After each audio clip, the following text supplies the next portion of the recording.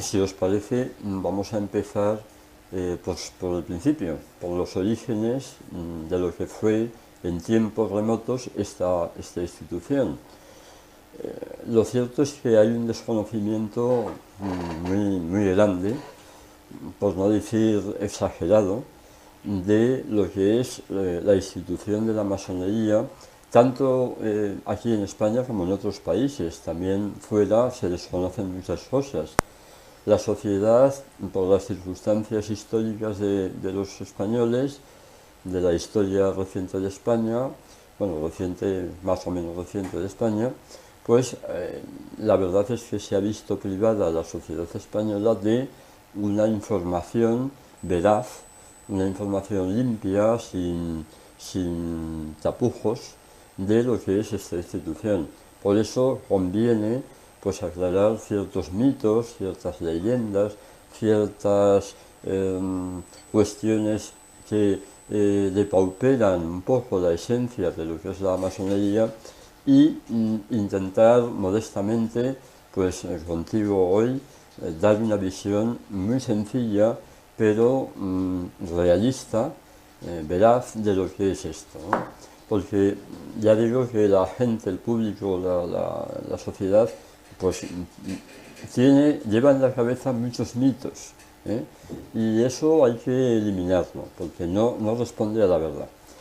Vamos a empezar, pues, por lo tanto, por el origen remoto de esta entidad, que es la masonería, diciendo, para que todo el mundo nos comprenda, que el origen primitivo, remoto, histórico, pero comprobado, veraz, de la masonería, pues lo encontramos en la Edad Media, en la Baja Edad Media, cuando las cuadrillas o grupos de constructores de catedrales, bueno, de catedrales y de edificios públicos civiles también, posteriormente, bueno, pues recorren el continente europeo haciendo obras. Claro, ¿qué tipo de obras? Pues evidentemente obras de arquitectura. Para entendernos, podríamos decir que la masonería de entonces, la operativa, la que operaba con las manos, pues lo que hacía, no hacía otra cosa más que edificios. Primero fueron los últimos, digamos, vestigios de los edificios románicos, luego posteriormente y sobre todo vamos a focalizar el asunto en la época del gótico, la construcción de grandes catedrales en las ciudades emblemáticas de la vieja Europa, pues hace que proliferen esas, digamos, compañías de constructores itinerantes, porque no tenían un lugar fijo de residencia en la mayoría de los casos, y bueno, se dedicaban, eran grupos de constructores manuales que se dedicaban a levantar obras de arquitectura. Dicho eso, hay que decir que a esa masonería operativa, esa masonería operativa nada tiene que ver con la que conocemos hoy, excepto por algunos símbolos y algún tipo de arcaísmo o simbolismo de entonces. Por ejemplo, pues los símbolos que todo el mundo conoce, de la escuadra, del compás, de la plomada, del triángulo, bueno, pues son elementos que derivan de esos símbolos antiguos que no eran entonces símbolos, sino que lo son ahora. Antes eran herramientas de los masones operativos. Bien, dicho esto, no me quiero tampoco alargar demasiado en eso, pues hemos ido viendo una transición progresiva de la masonería desde esa primitiva dedicación a la construcción manual hacia una evolución que deriva a lo que es hoy a través de una serie de pasos que ahora os comentaré y que bueno, viene a ser lo que ahora es, podemos definirlo como masonería especulativa. Es decir, no es una masonería que haga edificios, ya no, porque eso ya no hace falta. Ahora lo que el masón hace es construirse a sí mismo. ¿A través de qué? Pues a través de la espiritualidad, a través del intento de mejora personal, a través de la influencia de esa mejora personal en la sociedad que al masón puede rodear. Es decir, los conceptos iniciales del origen masónico permanecen vivos hoy, pero solo en lo espiritual, en lo material ya no, porque es evidente que ahora no se hacen catedrales góticas. Antes de entrar en el simbolismo, en lo que es el ejercicio diario de la masonería, para mí, yo siempre he creído que en la etapa egipcia ya existía la masonería, o sea, de alguna forma porque los iniciados egipcios, la construcción ha sido... Pero bueno, es que aquí hay muchos equívocos y de vez en cuando se cuela, entre los equívocos, se cuela un mito. Lo que sí hay en masonería ahora es, bueno, ahora y en el siglo XIX también lo había, es un ritual, un rito que se llama rito egipciaco o de Egipto, rito egipcio. Pero es un rito masónico, digamos, contemporáneo o cuasi contemporáneo, del XIX y del XX sobre todo, que ha derivado en la confusión, en cierta manera, que a veces se tiene de que si en Egipto, en el Egipto antiguo, podría haber masones. No, en absoluto. Lo más remoto que nos podemos remontar, valga la redundancia, está, digamos, en la Baja Edad Media y de ahí hacia abajo nada. Es decir, la masonería, si hay que buscarle un solo origen remoto, hay que irse a los siglos XI, XII, XIII. Sí, la Baja Edad Media. Porque si no, ya nos perdemos en mitos. Lo demás son mitos. Por ejemplo, las mismas leyendas interiores de la masonería sobre la iniciación de Irán Aviv, el arquitecto del Templo de Salomón, todo eso, son leyendas. A veces permanecen, porque en la masonería de hoy la leyenda de Irán es algo vivo, es decir, se ritualiza.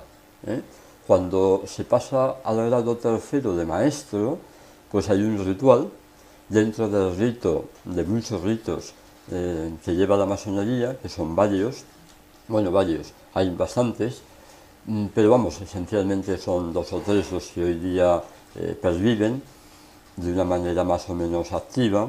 Bueno, pues dentro de ese ritual de pase a maestro, de pase del segundo grado al tercer grado, pues la leyenda del arquitecto Irán Aviv, el arquitecto del famoso Templo de Salomón, pues evidentemente está presente, se teatraliza en la logia.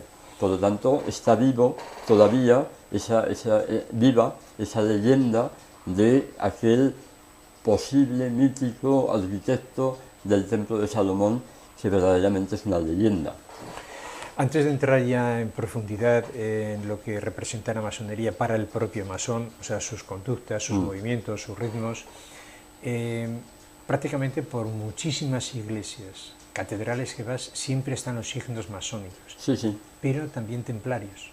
Sí. ¿Hubo alguna conexión entre los templarios y los masones? Bueno, ya sabes que últimamente hay novelas que relacionan, digo novelas porque son novelas, a veces quieren dar el aspecto de ensayos, pero son novelas. Desde mi punto de vista, no se puede relacionar el templarismo militar de antiguo con la evolución de la masonería, porque son cuestiones que podrían ir paralelas en alguna cuestión si nos metemos a puntualizar, a revisar rituales y ritos de iniciación. A lo mejor hay algún punto... Hombre, como los templarios tenían su parte militar, su parte filosófica, su parte espiritual y todo esto... No, pero históricamente no se puede sostener el hecho de que puedan tener relación. No. Hay novelas que mantienen un argumento en el cual se identifican ambas líneas, el templarismo y la masonería, pero verdaderamente no. Lo que pasa es que aumenta también la confusión en ese tema porque dentro, por ejemplo, de ciertos ritos masónicos hay grados masónicos que hacen relación a caballeros templarios, es decir, aluden a un cierto mito que sí, que aparece el templarismo, pero de una manera, digamos, solamente superficial, no es algo profundo, sí, no, en absoluto. Son fenómenos diametralmente, bueno, no diametralmente opuestos, sino diferentes. Bueno, pues tras la explicación y exploración que hemos hecho, ahora, como has dicho tú antes, vamos a meternos ya en profundidad de todo el trabajo masón, qué es lo que realiza, esas reuniones que tienen, cómo se llaman, etcétera, etcétera, etcétera. Bueno, pues como me parece que ya te he adelantado antes, el masón, o sea, la masonería como institución, claro, primero hay que decir, eso me interesa dejarlo claro, que la masonería es una, en teoría, es una para universal, para todo el mundo, pero a la hora de la verdad hay muchas masonerías, hay muchas obediencias, muchos ritos, cada país a veces tiene incluso más de las debidas obediencias masónicas, estructuras masónicas, y eso, claro, es bueno por un lado, porque fomenta la diversidad, bueno, pero por otro lado difumina un poco el mensaje, disgrega el mensaje, ¿no? O sea, la riqueza que tiene la masonería se disgrega, pues, se puede decir. Pues yo no lo diría como así, porque pienso que es más perjudicial que beneficioso Pues para la institución, claro, me refiero. Claro, sí. Entonces, bueno, hay países en los que solamente hay una gran estructura masónica que abarca a todos los masones. No muchos, pocos países mantienen esa estructura. La mayoría de los países guardan en su seno varias estructuras de tipo masónico diferentes, ¿no? Varias obediencias. Es decir, una obediencia, para entendernos, sería una reunión de logias que a su vez están supeditadas a un tipo de normativa. Es como una asociación de logias. Eso es una obediencia o una gran logia. La gran logia lo que hace es agrupar logias. Esas logias, en teoría, son independientes, en teoría, pero a la hora de la verdad dependen un poco de la gran logia. Dependen económicamente a veces, otras no, pero bueno, más o menos se dejan, digamos, guiar pues, por los designios de la gran logia. Y entonces la diferencia de estructuras dentro de un mismo país y la diferencia, digamos, normativa de las obediencias en un país hace que, por ejemplo, en España, a día de hoy, yo pueda decir que hay más de 22, al menos yo he contado 22, diferentes estructuras masónicas o grandes logias en el país. Claro, esto pues puede ser bueno, ya digo, para dar un poco una imagen diversa de lo que es la masonería, diferente, ¿no? Según estés analizando una u otra. Pero a la vez, pues tiene un punto de peligro, y es, me refiero para la masonería, y es que deja un poco al aire lo que es la infraestructura. Y por lo tanto, claro, si a ti un día te dicen, pues mira, los masones hacen esto y se comportan así y trabajan de este modo, y al día siguiente otra obediencia te dice, no, nosotros hacemos esto, nos comportamos así y tenemos estas normas. Pues claro, tú vas a pensar, pues, ¿en qué se parecen? Porque a veces el modo de actuación y los requerimientos para iniciarse en una o en otra son muy diferentes. Por eso te decía que esa riqueza esencial que tiene la masonería, sí. toda esa fortaleza donde se ha construido esa base, sí. que entonces se perjudica, ¿no? O sea, yo pienso lo que te decía que entonces ya, porque claro, se disgrega y de alguna forma no hay una esencia común. La esencia sí que sería Bueno, común. la esencia, pero... digamos la raíz. La raíz, la raíz. Pero claro, luego las ramas, pues son muchas. Y entonces, al ser muchas, el agua que sube por la raíz no alimenta a todas por igual. Hay unas que salen perjudicadas y otras que no. Entonces, las más, digamos, fuertes, las más sólidas, las que más miembros tienen, que en España serían, por un lado, la Gran Logia de España, dentro de la masonería tradicional de raigambre anglosajona, y luego la Gran Logia Simbólica Española y el Derecho Humano, que son dos grandes obediencias, digamos, de carácter moderno o liberal. Se llama masonería liberal, mal llamada masonería liberal, pero bueno, para entendernos, podemos decir que la tradicional va por un lado y la liberal va por el otro. Bueno. Las diferencias entre ellas, pues, podrían ser esencialmente dos. Hay más, pero podríamos, para entendernos, podríamos decir que la masonería tradicional, la Gran Logia de España en España, pues solicita solo la iniciación de miembros varones, no acepta mujeres, aunque es un debate que, vamos, sé que está empezando a generarse. Yo pienso que la Gran Logia de España tiene una enorme tradición de muchos siglos, no solamente aquí, sino en otros países, anglosajones sobre todo y europeos, y pienso que esas normas de conducta de iniciar solo varones se ha hecho ya consistente y pienso que a pesar del ruido que están haciendo ahora ciertos grupos en favor de la iniciación de la mujer, mi opinión personal es que harían bien en mantener esa posición, que no es en absoluto discriminatoria, porque también hay una masonería femenina que no admite varones, por lo tanto ahí tenemos la opción.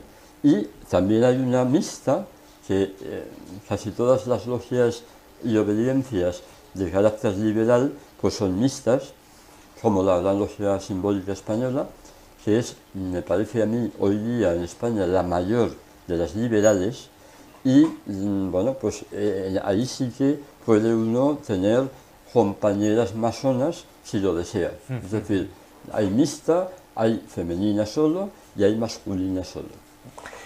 Bueno, pues tras estas explicaciones, además interesantísimas, vamos a introducirnos ya en el sistema más práctico. Es decir, una persona quiere ser masón. Sí. Para ser masón, ¿qué es lo que debe hacer? Y luego todo el proceso interno del masón y la masonería. Bueno, para empezar, decirte que el deseo de ser masón pues puede provenir, por supuesto, de las influencias de muchas cosas, de lecturas, puede influir amistades, pueden influir familia, tradición en la familia, no sé, conocidos, muchas cosas, modo de pensar. Pero para ser masón, primero hay que solicitarlo. Bueno, tener la mayoría de edad legal, que en España son 18 años, y solicitar el ingreso en la masonería. ¿A través de qué? Pues a través de un correo electrónico, a través de una llamada telefónica, a través de una carta manuscrita, en fin, se pueden elegir hoy día muchos caminos, ¿no? El deseo interno del ser humano de agruparse para ser mejor, eso ha existido siempre. Y la masonería es lo que intenta. Es decir, que la persona que llama a sus puertas quiera mejorar. Claro, me vas a preguntar, o me podrías preguntar, ¿mejorar en qué? Porque me lo preguntas. Pues entonces te lo respondo. Mejorar esencialmente como persona, como ser humano, desde dentro hacia afuera. De tal modo que si uno, por ejemplo, pues es muy egoísta, pues en la masonería se haga menos egoísta. Si uno tiene un defecto cualquiera, pues en la masonería, que él desee que en la masonería puedan pulir, ayudarle a pulir ese defecto. Eso es digamos, la esencia ideal del concepto de deseo de iniciación. Pero también hay otros, no nos vamos a engañar. Hay gente que llama a las puertas de la masonería porque piensa que puede medrar en lo personal, puede subir, puede ascender de categoría social o de nivel social o incluso económicamente. También piensa, bueno, yo me meto en la masonería y hago negocios, me pongo morado de cobrar de aquí y de allá. Que puede alcanzar niveles superiores, en la sociedad, en fin, por egoísmo también. A veces ha pasado que, digamos, a la masonería se le ha colado algún elemento de este tipo, alguna persona de este tipo, pero intenta que no sea así a través de lo que se llaman las aplomaciones. ¿Qué son las aplomaciones? Pues son entrevistas, como estamos hablando tú y yo ahora, pero de manera personal. Un masón lo llama, una vez que ha solicitado la entrada, se pone en contacto con él, lo entrevista, lo intenta conocer a fondo, y eso se hace 3 veces y por 3 personas diferentes.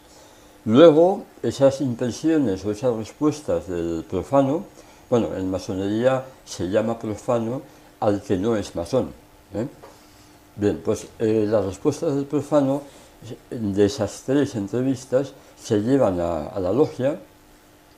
Hay un procurador, digámoslo así, del profano que expone lo que el profano aparenta ser, o dice pensar, o dice hacer, sí, lo que él representa, sí, o es, y entonces se vota la posibilidad de que esa persona sea o no iniciada. Si no hay ningún voto negro, o ninguna balota, se llaman balotas negras, ninguna bola negra, para entendernos, pues a esa persona que ha pedido la iniciación se le concede la iniciación. En algunas logias esa votación ha de ser por unanimidad, en otras no, en otras basta con la mayoría absoluta, y en otras incluso basta pues con una mayoría relativa, siempre y cuando el venerable de esa logia admita esa mayoría como válida. Es decir, diga, bueno, no hay acuerdo total, pero yo pienso que puede este profano darnos buen juego. Y entonces se le admite. Luego, claro, ya pasa un tiempo, se le comunica al profano pues la decisión de la logia. Si es que no, se le dice que no, y si es que sí, pues se le cita para la iniciación ritual. La iniciación ritual, discúlpame que no. La iniciación ritual consiste en una ceremonia secreta, bueno, no secreta, secreta fue en tiempos, discreta, en la cual no pueden entrar profanos, solamente el recipiendario, y bueno, se hace una especie de ritual, bueno, un ritual en toda su extensión, derivado de esa solicitud, y se le inicia como nuevo aprendiz de la logia, en caso positivo. Bueno, ya está dentro, y ¿qué desarrollo tienen los masones? Las reuniones, dónde se reúnen, qué realizan en las reuniones, qué aprendizaje tienen, porque imagino que, según lo que he leído, pues empiezan por aprendiz, luego pasan a maestro, etcétera, etcétera. Entonces, todo ese proceso que quizá la sociedad no conoce, para que lo sepa. Bueno, lo primero que hay que decir, Ángel, es que el masón, una vez que es masón, es decir, una vez que ha sido iniciado, pues tiene solamente una vía de acción, y es el intentar, a través de su fuerza de voluntad y de sus trabajos intelectuales, dar a conocer sus sentimientos al resto de la logia. Una vez que la logia te conoce, pues lo que hacen es integrarte en ella y trabajar juntos para el mejoramiento personal. Esa es la teoría. Entonces, el trabajo del masón es personal e intelectual. ¿Cuál es el reflejo de ese trabajo? Pues en principio el masón hace trabajos de redacción de textos que se llaman planchas. Las planchas son pues textos que el masón redacta, son redacciones de temas muy específicos, y esos temas son llevados a la logia y leídos públicamente en un atril que hay en todas las logias, en un lugar adecuado para ello, donde los masones se expresan ante el silencio de sus hermanos. Allí nadie dice nada. Después, una vez que ha terminado de explicar su trabajo el masón, pues los demás se integran en un debate que lleva unas normas muy rígidas de intervención, es decir, hay un ritual para ello. Para todo hay un ritual. En masonería, desde el momento en que uno es aceptado, te sujetas a los rituales. Ritual para todo, ¿no? Lo cual es muy bonito, a veces es precioso, pero tiene el inconveniente de que uno no puede expresarse de pronto por las buenas. Ha de esperar su turno, ha de esperar respetuosamente su turno de intervención en caso de que lo tenga.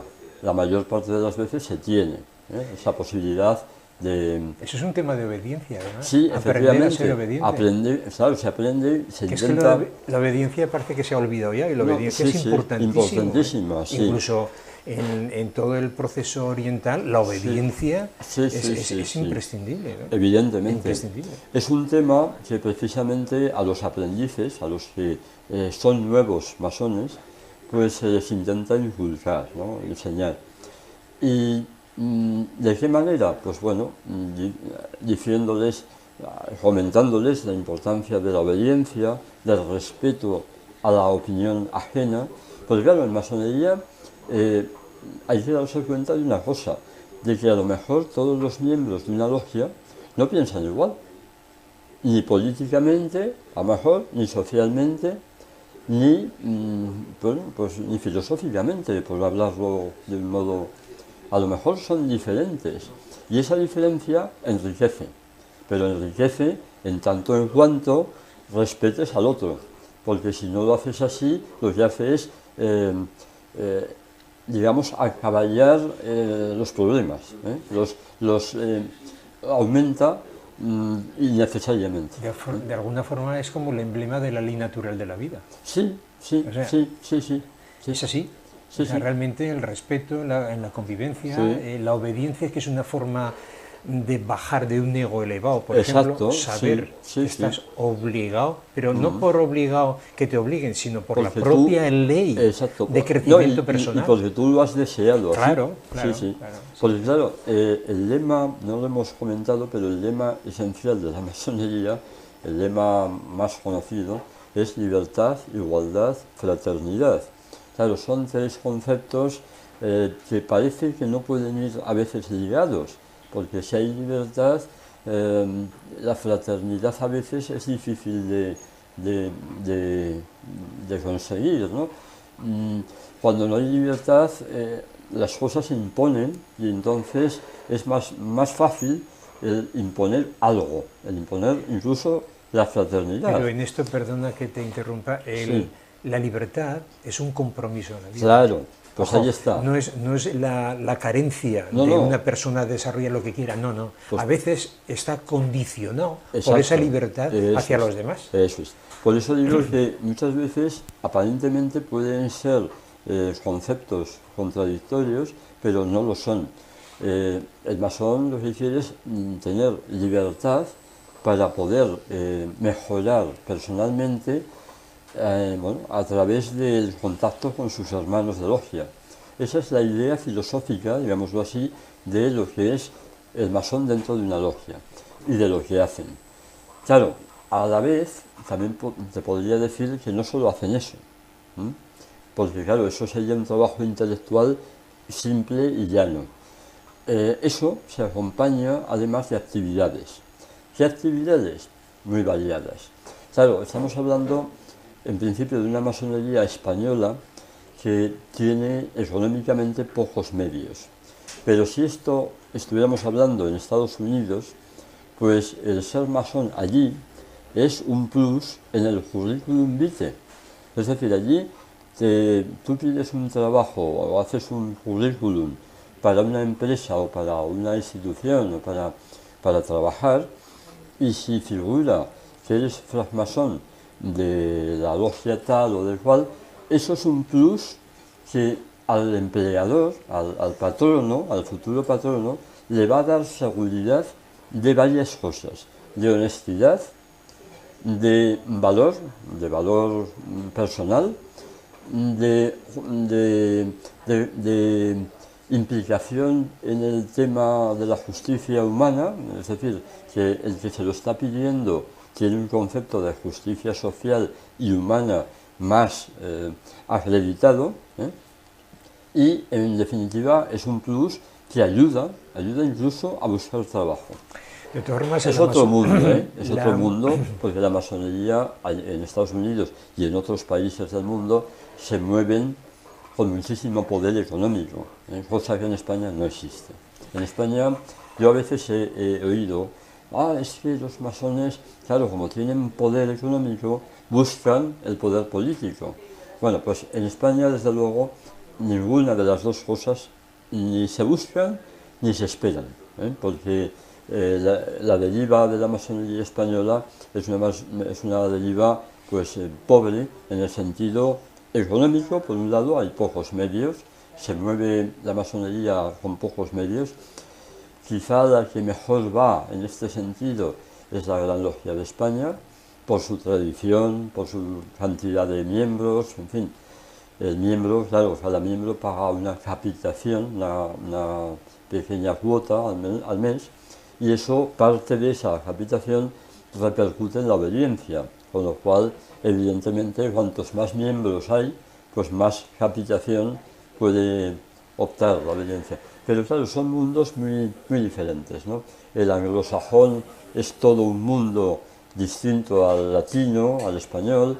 Los países del arco mediterráneo tienen una masonería muy, muy proclive a conceptos que los anglosajones no tienen para nada. Entonces es otro mundo, es otro mundo.